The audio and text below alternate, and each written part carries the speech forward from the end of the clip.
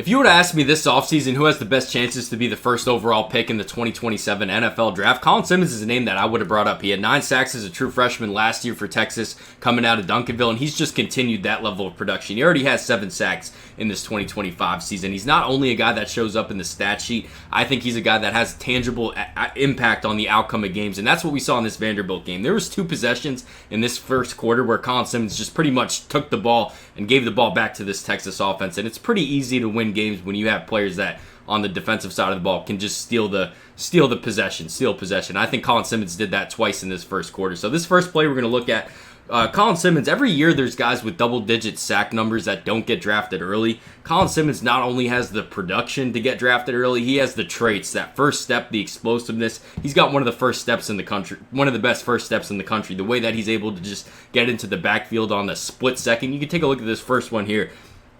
It's just too much for opposing offenses to handle how fast he's in the backfield. This is on a passing play here where they were trying to, I don't know what Vanderbilt was trying to do, but you can't let this dude just blaze into the backfield. He's going to force a fumble and then recover it on this first play. So that's the first possession he stole. This next one's 3rd and 1.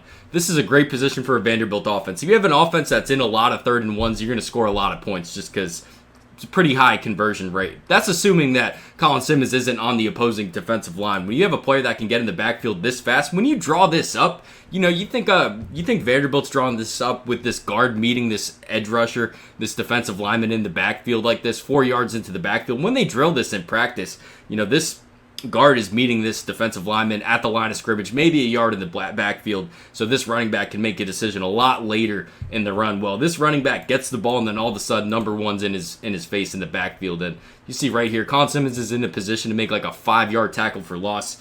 This guard ends up holding Colin Simmons. They call it, so call the holding. You can take a look. This is a great job by this Texas defense. Muhammad here rallying to the football. This ends up being a 4th and 1. Actually ends up being a 3rd and 11 because they call the holding. Now, this is where Colin Simmons is at his best. This dude is a bona fide pass rusher. There's no doubt about it. The explosiveness, we saw that against the run before. Here it is against the pass. Just that first step and then the ability to just go inside here. You can take a look. This left tackle here is so worried about protecting his outside shoulder because he knows that Colin Simmons can beat him there. When he starts taking that much depth on his pass sets, you can take a look at this first pass set. I didn't even notice this the first time. Look at how deep this offensive lineman gets into the backfield here. That just gives Colin Simmons the ability to just go inside here, and he has that flexibility, the bend to do that. Not every edge rusher can just go inside like that, and we'll see him beat the tackle to the outside in a bit, but Pavia didn't really get going on the ground. I think this Texas defense did a great job, especially the first half of this game, and let this Texas offense put themselves in a position where they kind of had a margin of error to work with, and that's why they ended up winning this game. Here it is again, Now, this is a much easier play for this guard to make. On the last one, it was the backside guard trying to kick Colin Simmons out. This time, it's the play side guard, and he still can't get there. This guard did not have to go that far to even just get a shoulder on him, and he can't do that because of how fast Colin Simmons is into the backfield. This is a recurring theme on the run plays, on the pass plays. Everything's just 100% with Colin Simmons. And here's that inside move again. Just happens in such a flash.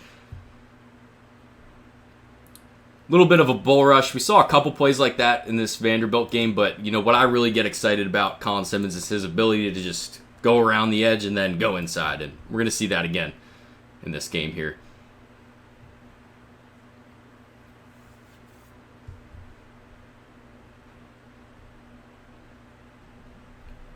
This one I like a lot because, we see a read option, the zone read across America, not even just in college football. We see this in high school football even. And this is such a basic play here. And the assumption is that, you have to account for this end man on the line of scrimmage. You can either block him, you can either kick him out, or, read off of him. So go where Colin Simmons isn't. So, this is a great job by Simmons. Take a look. Pavia is looking just like right at him. If Colin Simmons crashes on this run, he's taking off. But because Colin Simmons slows down just a little bit, Pavia is not given a lane to go outside. And then, usually that's a good spot for Vanderbilt because that means there's one less guy you have to block because Colin Simmons is accounting for the quarterback. Well, he accounted for the quarterback, and then he just puts himself back into that same play. You can't run read option if the guy that you're reading off of can also tackle the running back, within a half second of you handing it off. That's not a good position for an offense to be in. Here it is again, that first step, and this time he's going to the outside, and then he has the flexibility to just completely turn this corner. We see a lot of drills. They make these high school kids kind of run around hula hoops to see how they do it. And everybody falls, the high school kids. And great majority of people, when they try to turn the corner like this, can't keep their feet. Simmons does a great job keeping his feet. And then you can also see kind of fakes that inside pass rush move where he kind of like throws his arm up. You see the way the first step's great, fakes that inside move with that right hand, or fakes a bull rush with that right hand right there, and then just turns the corner. Doesn't get the sack, but forces an incomplete pass. Here he is in a pass drop. Does a great job getting hands on this receiver, knocks him off his route, delivers him to the safety, and then picks up the flat route. I mean, you look at Pavia, he's looking right at Colin Simmons. It's just a tough position because you got to worry about, number one, blaring in your face, and then all of a sudden they play the games where he's actually not blitzing. Now you got to account for him as a pass dropper. He's the reason why Pavia couldn't throw a complete pass there. It was a good job by Pavia stepping up and, making a play with his legs. But this is another one. Colin Simmons didn't actually make the sack in the stat sheet, but he was the reason this dude got sacked here. Just a great job by him chasing Pavia. First beating him to the edge. It's the reason why Burke's able to make the sack on that play.